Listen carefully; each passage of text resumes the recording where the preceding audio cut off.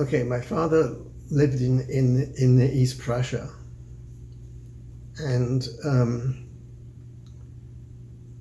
before the First World War, um, what is now Poland was split between Germany, Russia, and Austria-Hungary. And my grandfather's grandfather originated in Białystok, which is a portion of original Poland, which is very close to East Prussia. Anyway, so they settled in Barton, which was a village in the center of East Prussia, or town actually, and I think at one time there were about 1,200 people. And I seem to recall like around about 1920, 22, there was a census, and there were about 20 Jewish inhabitants out of 1,200. From 1933, the policy of the Nazi government was to expel the Jews from Germany. So my father had 3 brothers who gradually left, and he also had a couple of sisters, one of whom was married and living in Königsberg, which was the main town of East Prussia. And then the Kristallnacht, which was the 9th of November 1938, the German government decided to arrest a large number of Jewish males, and each police station in Germany received a quota. And by that time there were only 2 Jewish males left in Barton, my father and his father, my grandfather. And during the First World War, my grandfather was in a reserve formation of the German army, and it was recruited locally. So what that means is that all the people in the company and the regiment were from the same part of Germany.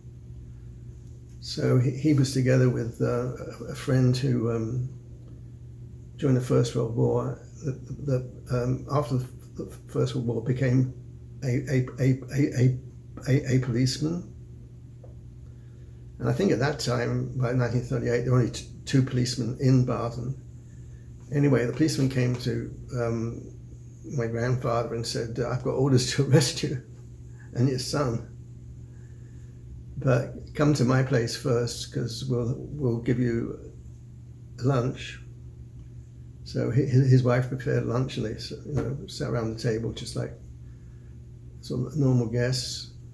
And then he took them by train, and the regular concentration camp in East Prussia was full, so they set up a temporary camp in a different location. So he took them to the temporary camp.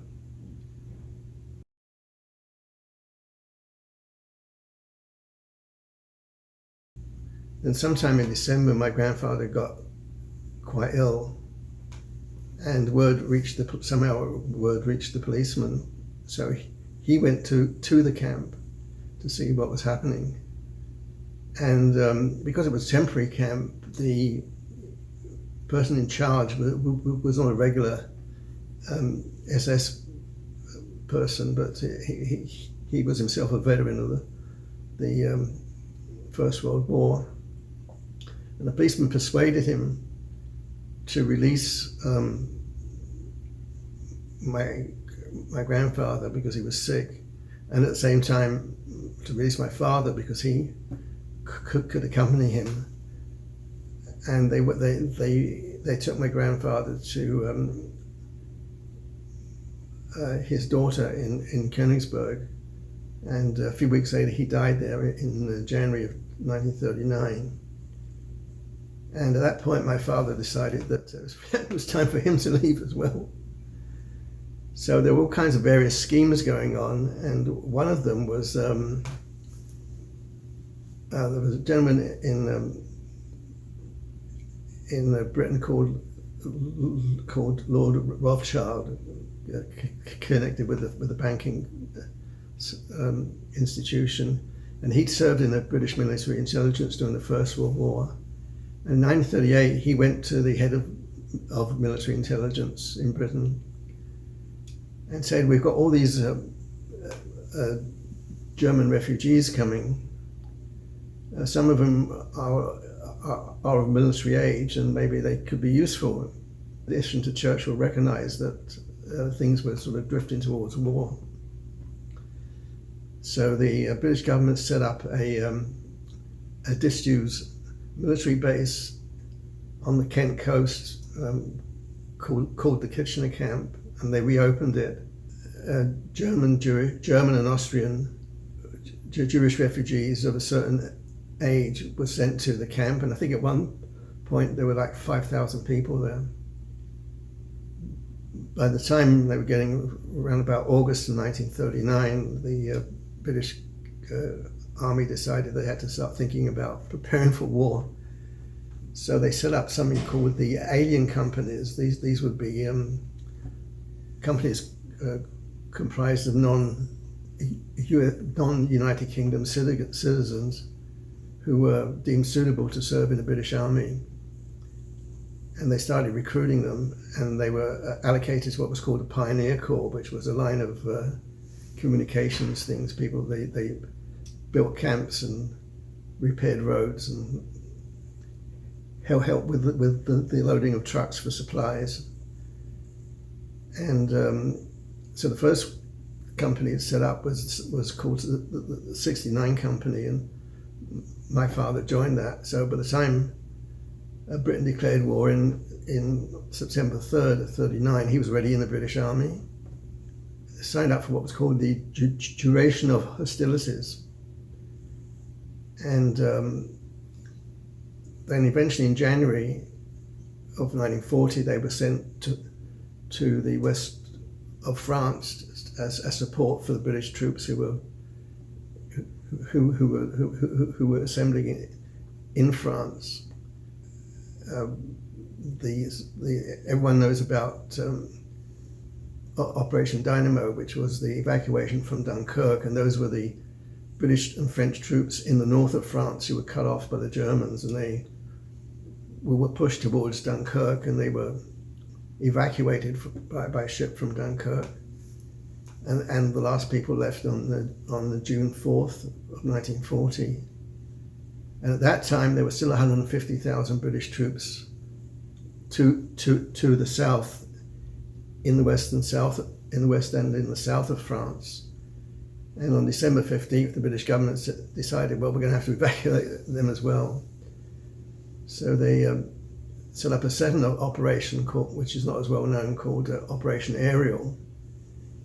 And there were various ports that were chosen. And at that time, my father's unit was, and again, this is June of 1940, they were stationed near Rennes in Brittany. And they were told to march towards St. Malo, and they would be picked up by boat from St. Malo. And they got to the outskirts on the 18th of June. And they were marching towards the port, and the ships were in the harbour. They had observers up at the top of the mast, and they could see by binoculars who was coming and whatnot. Anyway, that they sent an officer, a British officer, on a bicycle towards my father's unit, and said, "Look, the Germans are coming. We have to leave shortly. Drop all your weapons and start running." And this didn't go down too well, because I mean the whole point of joining the army would be to fight the Germans.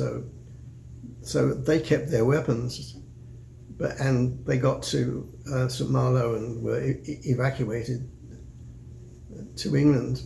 But there were a large number of troops who were evacuated who left their weapons behind. They went to various locations. he spent a fair amount of time in the west of England, a place called Weston-super-Mare in the north of Devon. Again, doing work with the Pioneer Corps. And then the British government decided that, okay, enemy aliens could then apply to join other units. And because of his background in Germany, he had a lot to do with the meat trade. He ended up in the catering corps, and because he'd worked in a butcher shop and that kind of thing. He spent several years in the catering corps, and then towards the end of the war, he was transferred to the military police because there were German prisoners of war camp in various locations over the United Kingdom.